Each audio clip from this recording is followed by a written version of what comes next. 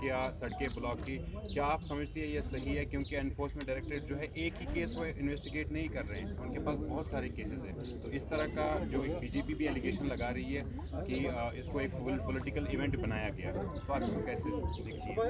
देखिए, जो पिछले कई सालों से हम देख रहे हैं, चाहे ईडी हो, चाहे एनआईए हो या दूसरी गवर्नमेंट की एजेंसीज हों, जितने भी इस किस्म के इंस्टीट्यूशंस हैं जो करप्शन और क्राइम वगैरह को चेक करने के लिए बने थे, उनको बीजेपी ने अपना अलायंस पार्टनर बनाया हुआ है। जिस तरह अलायंस पार्टनर सरकार में रह के एक पॉलिटिकल पार्टी का काम करते हैं, उसी तरह से चाहे ईडी हो चाहे दूसरी एजेंसीज हो, उनको जो अपोजिशन जो भी कोई आवाज़ उठाता है, कि इस वक्त अगर आप देखेंगे ख़ासकर राहुल गांधी कुछ ना कुछ बोलते रहते हैं, लोगों के मुद्दे उठाते रहते हैं, तो उनको खामोश करने के लिए या सोनिया जी को खामोश करने के लिए जिस खानदान ने, जिस नेहरू गांधी खानदान ने अपनी जो उनकी मिल्कियत थी, जो उनकी प्रॉपर्टी थी, वो दे दी है देश को, तो वो क्या करेंगे? कोई खुदा ना खास्ता कोई अखबार के पीछे, वो भी उन्हीं का अखबार। तो मैं समझती हूँ ये सिर्फ विच हंट है, टू उनको काउ डाउन करने के लिए किया जा रहा है कि राहुल गांधी बात ना करे, बोले ना। और इसी तरह से तमाम, चाहे जितने भी आपके अपोजिशन के लीडर हैं, जितने भी स्टेट्स हैं, सब जगह अपोजिशन लीडर्स को ईडी के छापे पड़ते हैं, उनको तंग किया जाता है और उनके बाद उनको बीजेपी ज्वाइन करवाई जाती है। जब बीजेपी ज्वाइन करते हैं तो ईडी के छापे बंद हो जाते हैं। तो ये विच हंट नहीं है तो और क्या है?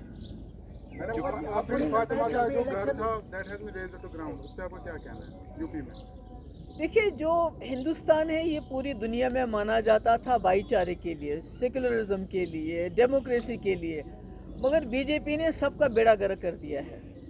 जिस तरह से वो 20-25 करोड़ लोगों को, माइनॉरिटीज़ को एलिनेट कर रही है ना, उनका कोई वकार नहीं है, उनकी कोई इज्जत नहीं है, उनके कपड़ों पे सवाल उठाए जाते हैं, उनके खाने पीने पे सवाल उठाए जाते हैं, और अगर वो आवाज़ उठाते हैं तो उनको गोली मार दी जाती है, उनको लिंच किया जाता है, और उसमें सरकार का पूरा पूरा हाथ होता है। तो मुझे लगता है कि जो ये मुल्क गांधी और नेहरू ने बनाया था, उसका बिल्कुल उलट कर रही है बीजेपी, और इसके अनफॉर्चुनेटली बहुत ख़तरनाक नताइज हो सकते हैं आने वाले वक्त में, क्योंकि 20-25 करोड़ लोगों को आप बेदखल नहीं कर सकते, आप उनका वजूद नहीं मिटा सकते। तो ये जो बच्ची है जिसके घर पे बुलडोज़र चला, जिसके पहले वालिद को गिरफ़्तार किया, फिर उसकी माँ और बहन को पकड़ के ले गए, फिर उसको और उसकी भाभी को कहा आप भी जेल में चलो, आपको भी कुछ काम है, वो नहीं गई। तो ये एक बदले की सियासत है जिसमें कोई, इनके पास कोई कानून का नामो निशान नहीं है, और अनफॉर्चुनेटली बदकिस्मती से जो जुडिशरी है वो खामोश तमाशाई बन के देख रही है। इनका काम तो था इस वक्त, क्योंकि अपोजिशन बात करती है तो उनके पीछे ईडी जाता है, उनको जेल में भरते हैं, मगर जुडिशरी जिसको बात करनी चाहिए थी वो सामने नहीं आ रहे हैं, वो खामोश तमाशाई बन के बैठे हुए हैं। मीडिया तो सारा गोदी मीडिया इनकी गोद में बैठा हुआ है, वो तो वही चलाते हैं जो इनको चलाने के लिए कहते हैं। Instead of arresting Nupur Sharma, उनको सिक्योरिटी दी है दिल्ली पुलिस में, कैसे देखते हैं आप मैडम? नहीं, देखिए, सिक्योरिटी का मैं समझती हूँ कि जब किसी को थ्रेट मिलता है, पहले तो थ्रेट करना नहीं चाहिए, तो उसमें सिक्योरिटी प्रोवाइड करना मैं नहीं समझती हूँ कोई ऐसी बात है। मगर उनकी गिरफ्तारी क्यों नहीं हो रही है? क्योंकि अगर आप कोई यहाँ मामूली सी बात करता है, ट्विटर पे ट्वीट करता है, मैंने देखा कश्मीर में क्या हो रहा है, हमारे जम्मू कश्मीर में अगर कोई ट्वीट करता है, कोई जर्नलिस्ट बात करता है, कोई सच बोलता है, तो उसको जेल में डालते हैं, उसको यूएपीए लगाते हैं। तो वहाँ नुपुर शर्मा ने इतनी बड़ी गलत और ख़तरनाक गलत बात कह दी, तो अभी तक उसके खिलाफ एक्शन नहीं हो रहा है, जबकि पूरे मुल्क में दंगे हो रहे हैं, उसके खिलाफ एक्शन नहीं हो रहा। और साथ में मुझे लगता है कि जो नुपुर शर्मा ने बात की, वो उसने ऐसे वैसे बात नहीं की, वो बात जानबूझ के की गई ताकि जो उस वक्त कश्मीरी पंडितों की मुसीबत की बात चल रही थी, उनके हलाकतों की बात चल रही थी, जिसमें बीजेपी पूरी तरह से फेल हो गई थी, उससे अटेंशन हटाने के लिए और मुसलमानों को प्रोवोक करने के लिए, ताकि मुसलमान प्रोवोक हो और इनको मौका मिले मुसलमानों के घर उजाड़ने का, उनको जेलों में डालने का, उन पे गोलियां मारने का, और उनको हर हिसाब से तंग करने का मौका है। ये नुपुर शर्मा की बात कोई ऐसे वैसे नहीं कही उसने, ये बड़ी स्ट्रेटजिकली ये बात की गई है। Thank you. महबूबा जी, आपको नहीं लगता जब इलेक्शन नज़दीक आ रहे हैं तो कांग्रेस को टारगेट किया जाता है? नहीं, इलेक्शन के बगैर भी इनका तो यही काम है। इलेक्शन कब नहीं होते हैं मुल्क में? यहाँ तो साल के साल इलेक्शन चलते रहते हैं, कभी किसी स्टेट में कभी स्टेट में। ये तो खाली कांग्रेस की बात नहीं है। आप ममता बनर्जी जैसे जो पूरे मुल्क में अंदर वो आती है among the 3 honest chief ministers, उसका भी केस है, कोई चिट फंड का कोई केस है।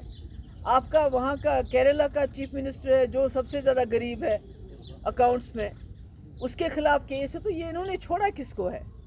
कांग्रेस को तो करेंगे, क्योंकि at the end of the day it is the Congress who will have to take bull by the horns, और इनको चैलेंज करना पड़ेगा। जब आपकी गवर्नमेंट यहाँ पे करीबन 2000 बच्चों को आपने एफआईआर जो थे वो रिवोक किए गए। 2000 नहीं, 12,000 नौजवानों तो की। फिर से उन बच्चों को पुलिस स्टेशन में वापस लाया जा रहा है। इनके पास कोई और पॉलिसी ही नहीं है। डंडे के बगैर, जेल के बगैर, सख्ती के बगैर बीजेपी के पास कोई भी पॉलिसी नहीं है जम्मू कश्मीर को डील करने की। इसलिए नौजवानों को जेलों में डालना, उनको बाहर के जेलों में ले जाना, उनको तंग करना, जर्नलिस्ट को तंग करना, इसके बगैर तो इनके पास कोई पॉलिसी नहीं। But this policy is not working. आपने देखा कि यहाँ पढ़े लिखे नौजवान जो है अब खुदा ना खास्ता मौत को गले लगा रहे हैं, वो बंदूक उठा रहे हैं, वो मिलिटेंट बन रहे हैं, जबकि उनको पता है कि किसी भी दिन उनको मौत आएगी। मगर वो they feel there is dignity in death rather than living in life with indignity. Thank you. मेरा ये जो अपोजिशन पार्टी कांग्रेस है या अखिलेश यादव है या बड़े लीडर है जैसे गुलाम नबी आज़ाद साहब है, तो they are silent on this violence which is going against Muslims. हर चीज़ का मतलब बदरवा में इंसिडेंट हुआ, पीपल स्पोर्ट। मैं क्या बोल सकती हूँ? देखिए, वो तो आज़ाद साहब से पूछ सकते हैं, आप दूसरों से पूछ सकते हैं वो बात। ये बहुत अफसोस की बात है कि जो हमारी अपोजिशन पार्टीज़ हैं या अपोजिशन लीडर हैं वो खामोश है, वो बात नहीं कर रहे हैं। मगर उनको डराया जाता है, उनको धमकाया जाता है। जैसे अभी आप ईडी की बात कीजिए, आप दूसरे इंस्टीट्यूशंस की बात, एजेंसीज की बात कीजिए, मगर जुडिशरी खामोश क्यों है? मुझे जुडिशरी पे ताज्जुब हो रहा है, क्योंकि judiciary is the last resort. अगर जो हमारी जुडिशरी भी अनदेखी करेगी इसी तरह, तो ये मुल्क तो खुदा ना खस्ता बर्बादी की तरफ जा रहा है और बहुत ख़तरनाक माहौल बनता जा रहा है। क्योंकि 20-25 करोड़ लोगों को आप इस तरह दुत्कार नहीं सकते, आप उनका वजूद नहीं मिटा सकते। मतलब कि मुझे लगता है कि मुल्क जो है बहुत ही खतरे की तरफ जा रहा है। एक पीसफुल मुल्क एक खतरे की तरफ जा रहा है। पूरी दुनिया में हिंदुस्तान जमहूरियत की वजह से जाना जाता था, सेक्युलरिज्म की वजह से जाना जाता था। आज वही हिंदुस्तान जो है बुलडोज़र की वजह से जाना जाता है, मारपीट की वजह से जाना जाता है, खून खराबे की वजह से जाना जाता है। Thank you so much. Ma'am जिस तरह से अभी सिचुएशन बनी हुई है उसमें अगर देखेंगे बहुत ही कमज़ोर आजकल की अपोजिशन लग रही है। जिस तरह से हमने देखा कि पास्ट रिजीम्स में जो गवर्नमेंट्स थी उसमें अपोजिशन बड़े बढ़ चढ़ कर बोलती थी, लेकिन आजकल के दौर में अगर देखेंगे अपोजिशन चाहे किसी भी स्टेटमेंट हो या यूटी में हो, अपोजिशन बोल नहीं पाती है। क्या खौफ है, डर है, क्यों नहीं वो बोल पाती? खौफ तो है ही। अभी ईडी, जो मैंने पहले कितनी बार कहा, जितनी भी गवर्नमेंट की एजेंसीज़ हैं वो एजेंसीज़ की तरह काम नहीं कर रही हैं, वो गवर्नमेंट के अलायंस पार्टनर्स की तरह काम कर रहे हैं। जो उनको गवर्नमेंट कहती है वही करते हैं और अपोजिशन लीडर्स को जेल में डालते हैं। चिदम्बरम, कैन यू इमेजिन, उसको 3 महीने जेल में रखा, उसके बेटे को। सोनिया जी, राहुल गांधी, जिन्होंने अपने जो उनके जो ग्रेट ग्रैंड फादर्स हैं, उन्होंने इतनी प्रॉपर्टी दी है इस मुल्क को, डोनेट की है, तो उन्हीं को आज कहते हैं कि भाई आप चोर हो। तो आप क्या कह सकते हो? आप ऐसे में अपोजिशन ऐसे में क्या कर सकती है? पर जुडिशरी का बहुत बड़ा रोल बनता है। अगर जुडिशरी इंटरवीन करे तो बहुत कुछ हो सकता है।